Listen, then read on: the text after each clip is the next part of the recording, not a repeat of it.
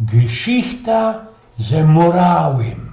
Wiecie, moje wyrostomiłe, to jest geschichta ino dla tych, w którym się mierznie we robocie. Ja ino dla tych. Byłech ludzie weselnie szczysny. Byłech tak szczysny, bezutropny i kontentny, jak ino poradziłbych się to fosztelować. Ze moją lipstą trafiłech się już bez sołki rok i na ostatku endlich uzdaliśmy, co będzie żeniacka. Moje ojce byli też naisto weselnie ocałbrowane, pomogli nam we wszystkich naszych rychtowaniach, przociele radowali się wraz ze mną, a moja lipsta była ci jak spełnienie moich najśmielszych wünschbildów. Ino jedna jedyno Zacha Blank nie dawała mi pokój, nąkała, doskwierała mi i spędzała śnich ze moich podwieczków. Jej młodszo szwestra.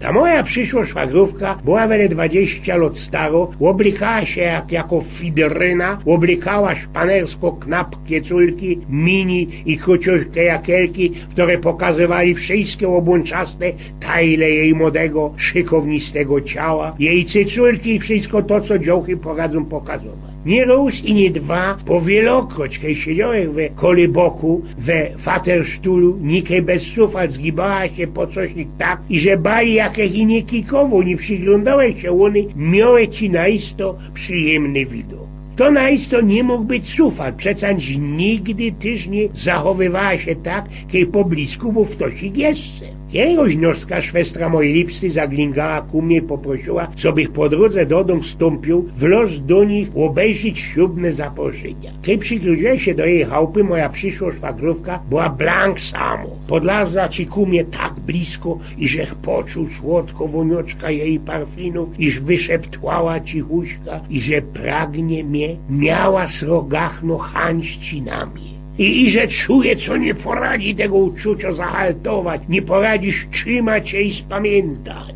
I tak prawdą, bali nie chce się spamiętać. Powiedziała, co chce być ze mną i o ten jedyny raz podwiej się niełożenia za jej szwestrą i przysiągałam onej miłość i wierność podwiej śmiertność nie rozłączy. Byłech we sztichu i nie poradziłech wypowiedzieć ani słowecka.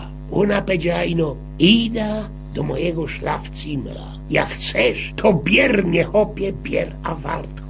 Stoję jak skamienioły, skurczały i kukołek wlazowała po słodach i wabująco ruszała łogibami. Stołek tak bez jakichś głokam żyć, ale obertnąłek się i poszłek ku drzwiom po mieszkaniu. Ozewrzyłek je i wylozek ze tej chałupy direkt w richtungu mojego autoka, który stał przed chałupą. Mój przyszły szwiegervater stał ci kole mojego autoka. Podlos ku mnie i ze płaczkami we ślepiach uściskał ci mnie i powiedział, wiesz, co my tak szczysne, iżeś przeszł nasza próba. Nie moglibyśmy upragnąć tego, i żebyśmy mieli takiego dobrego i szlachetnego chopa dla naszej Cerzycki. Witaj, chopie, we naszej familii. No a morał ze tej szmektnej geschichty? Ano hopie, zawdy trzymaj kondony we auto. Eugen z Pnioków.